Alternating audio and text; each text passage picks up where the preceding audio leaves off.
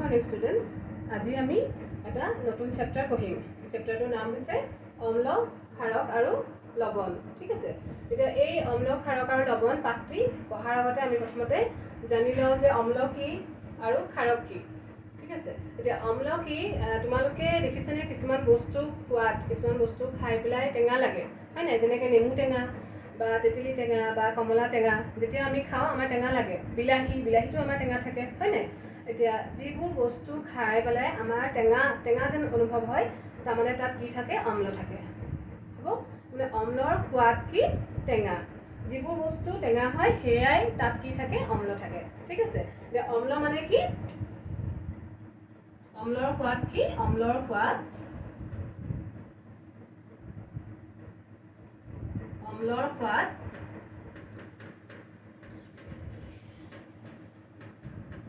টেঙা হয়।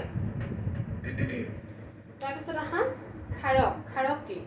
এতিয়া তোমালোকে খোৱা ছ'ডা দেখিছা? খোৱা ছ'ডা বা বেকিং ছ'ডাটো যেতিয়া আমি হাতত অকণমান লওঁ, হাতত লৈ পেলাই যেতিয়া এনেকৈ কৰোঁ, মানে এনেকৈ মুচি দিওঁ বা পিহি দিয়া নিচিনা কৰোঁ, তেতিয়া কি হয়? হাতখন বিজলীয়া নিচিনা হৈ যায়। চাবাচোন, তেতিয়া হাতখন বিজলীয়া হৈ যায়, মানে চাবোন পানীৰ নিচিনা হৈ যায়। আৰু সেয়া খোৱা ছ'ডা যদি অকণমান মুখত দি চাওঁ, তেতিয়াহ'লে তাৰ সোৱাদটো কেনেকুৱা ধৰণৰ দেখি পাওঁ? তিতা দেখি পাওঁ। তাৰমানে তেতিয়াহ'লে সেই খোৱা ছ'ডা বা যিবোৰ বস্তুৰ সোৱাদ তিতা হয় আৰু মানে পিছল হয়, চুলে পিছল ধৰণৰ হয়, তেনেকুৱা পদাৰ্থ বা তেনেকুৱা বস্তু কোৱা হয় ক্ষাৰক। ঠিক আছে, গতিকে ক্ষাৰকৰ সোৱাদ আমি কি বুলি ক'ম? ক্ষাৰকৰ সোৱাদ তিতা।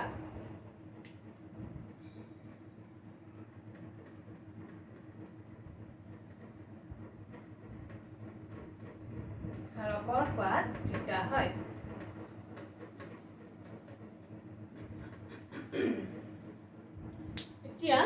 এতিয়া কিছুমান বস্তু আছে যিবোৰ বস্তু আমি খাই চাব নোৱাৰোঁ, তেতিয়াহ'লে সেই বস্তুবিধ অম্লই হয় নে ক্ষাৰক হয় কেনেকৈ গম পাম বাৰু?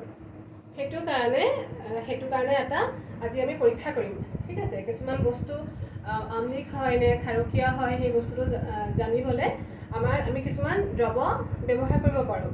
সেই দ্ৰৱবিধ যদি আম্লিক দ্ৰৱত মানে মিহলি কৰি দিওঁ, তেতিয়াহ'লে তাৰ ৰং বেলেগ হয়। আকৌ যদি ক্ষাৰকীয় দ্ৰৱত মিহলি কৰি দিওঁ, তেতিয়াহ'লেও তাৰ ৰং বেলেগ হয়।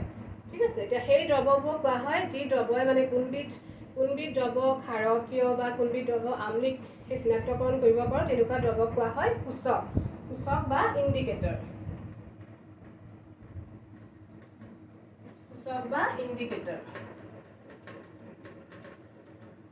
ইণ্ডিকেটৰ কি? তেতিয়াহ'লে সূচক বা ইণ্ডিকেটৰ কি? সূচক বা ইণ্ডিকেটৰ হৈছে এনেকুৱা ধৰণৰ পদাৰ্থ বা এনেকুৱা ধৰণৰ দ্ৰৱ, যি দ্ৰৱৰ দ্বাৰা আমি বেলেগ কিবা বস্তু আম্লিক হয় নে ক্ষাৰকীয় হয়, সেই বিষয়ে আমি জানিব পাৰোঁ। এতিয়া সূচকৰ কেইবিধমান উদাহৰণ হৈছে হালধি এবিধ সূচক। হালধিয়ে কি কৰে? অম্ল দ্ৰৱৰ বৰণ বেলেগ কৰে আৰু ক্ষাৰকীয় দ্ৰৱৰো ৰং সলনি কৰে। তাৰোপৰি জবা ফুল হৈছে আন এবিধ সূচক। জবা ফুল দিলেও আম্লিক দ্ৰৱ আৰু ক্ষাৰকীয় দ্ৰৱৰ বৰণ সলনি হোৱা দেখা যায়। তাৰোপৰি আৰু এবিধ আছে লিটমাছ পেপাৰ বা লিটমাছ কাগজ, যিটো মানে লাইকেন নামৰ শেলাই এবিধৰ পৰা পোৱা যায়।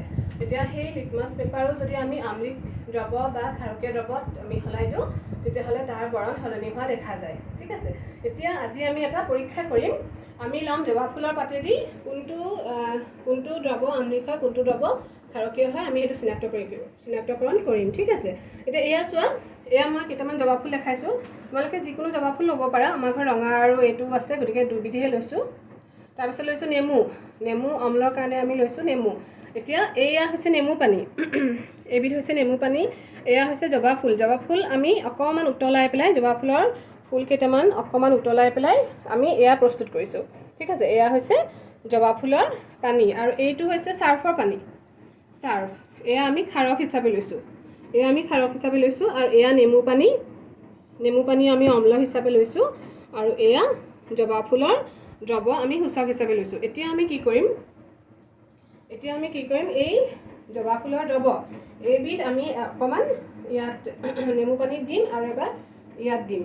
দুইবিধতে আমি চাওঁ ইহঁতৰ কালাৰ কি হয়। ঠিক আছে, এতিয়া আমি ইয়াত আমি দি দিওঁ। এয়া দিলোঁ। এতিয়া এয়া ক্ষাৰকীয়ত আমি দি দিওঁ। ক্ষাৰকীয়ত দিলোঁ। এতিয়া চোৱাচোন, এবিধ দ্ৰৱৰ বৰণ কেনেকুৱা দেখিছা বাৰু? সেউজীয়া ধৰণৰ দেখিছানে? সেউজীয়া চোৱা, সেউজীয়া ধৰণৰ দেখিছা? আৰু এইবিধ বৰণ কেনেকুৱা দেখিছা? গুলপীয়া দেখিছানে? গুলপীয়া ৰঙৰ দেখিছা? আৰু এয়া চোৱা তোমালোকে, সেউজীয়া ৰঙৰ। ঠিক আছে, তাৰমানে এতিয়া জবা ফুল হৈছে এবিধ সূচক। এতিয়া জবা ফুল যদি আমি ক্ষাৰকীয় দ্ৰৱত যদি মিহলাই দিওঁ, তেতিয়াহ'লে সেই সূচকে কি ইংগিত দিয়ে যে সেউজীয়া ৰং যদি হয় সেয়া দ্ৰৱ, তাৰমানে আমি ক'ব পাৰোঁ যে সেই দ্ৰৱবিধ হৈছে ক্ষাৰকীয় বা ক্ষাৰক আছে। ঠিক আছে, আৰু যদি কোনো আম্লিক দ্ৰৱত যদি আমি জবা ফুলৰ দ্ৰৱটো মিহলি কৰি দিওঁ, তেতিয়াহ'লে তাৰ বৰণ এয়া চোৱা, তাৰ বৰণ বৰ ধুনীয়া গুলপীয়া ৰঙৰ হৈ পৰে। গতিকে গুলপীয়া ৰঙৰ যদি কোনোবা দ্ৰৱ হৈ পৰে, যদি এইয়া জবা ফুলৰ দ্ৰৱ যোগ কৰাৰ ফলত, তেতিয়া আমি গম পাম যে এইবিধ পদাৰ্থ কি আছে? অম্ল। ঠিক আছে, গম পালা? গতিকে আমি এইদৰে জবা ফুলৰ দ্ৰৱ সূচক হিচাপে লৈ আমি যিকোনো দ্ৰৱ আম্লিক নে ক্ষাৰকীয় আমি নোখোৱাকৈ আমি সেয়া পৰীক্ষা কৰিব পাৰোঁ। তোমালোকে দেখিলা ভালকৈ? ঠিক আছে, একেদৰে আমি কি কৰিব পাৰোঁ? আমি হালধিও আমি তেনেকৈ পৰীক্ষা কৰিব পাৰোঁ। তাৰোপৰি আমি লিটমাছ পেপাৰেদিও আমি পৰীক্ষা কৰিব পাৰোঁ। তোমালোকে এতিয়া হালধি এনেকুৱা দুবিধ দ্ৰৱ, অম্লৰ দ্ৰৱ আৰু ক্ষাৰকীয় দ্ৰৱ দুবিধ বনাবা, আৰু তাত হালধি গুড়ি বা হালধিৰ দ্ৰৱ দি পেলাই তোমালোকে পৰীক্ষাটো কৰি ঘৰত চাব পাৰা। ঠিক আছে, গতিকে আজি আমি এয়াই বুজালোঁ, অম্ল আৰু ক্ষাৰক কি আমি গম পালোঁ, তাৰোপৰি সূচক কি আমি সেই বিষয়ে গম পালোঁ, আৰু তাৰ আমি এটা পৰীক্ষা কৰিও দেখালোঁ।